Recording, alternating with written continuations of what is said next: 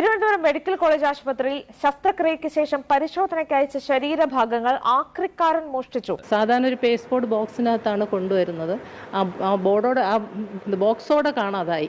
വിത്ത് അതിൻ്റെ എവിഡൻസ് ഉള്ള 4 ബുക്കുകളും കാണാതായി. ഇവിടെ ഞങ്ങളുടെ എസ്റ്റേറ്റ് മാനേജർ ഒരു രതീഷാണ് എന്നോട് പറഞ്ഞത് തിരിച്ചു കിട്ടിയിട്ടുണ്ടെന്നും സ്പെസിമെൻ ഇവിടെ കൊണ്ടുവന്നിട്ടുണ്ടെന്നും മനസ്സിലാക്കി. ഫോർമാലിൻ ഒഴിച്ചിട്ടുള്ള സ്പെസിമെനായിരുന്നു. അതൊരിക്കലും ചീത്തയാകില്ല. കിട്ടിയത് കേടുകൂടാതെ തന്നെ കിട്ടി. അതുകൊണ്ട് കുഴപ്പമൊന്നുമില്ല. എടാ മോനെ, അച്ഛൻ വന്നെന്ന് തോന്നുന്നു. നീ കഥ തുറന്നു കൊടുത്തേ. ഇന്നും കുടിച്ചിട്ടാണോ വന്നത്?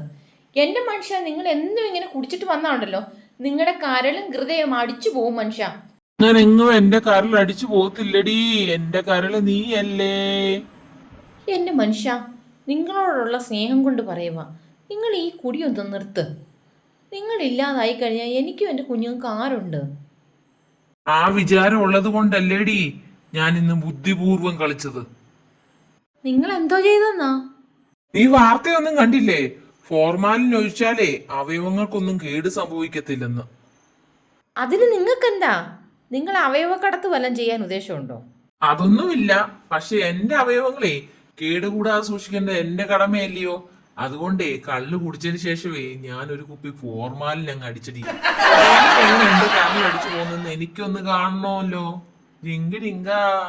എന്റെ മക്കളെ, ഇങ്ങർക്ക് ബോധം മാത്രമല്ല വിവരമില്ലടാ. വിളിയുടെ ആംബുലൻസ്.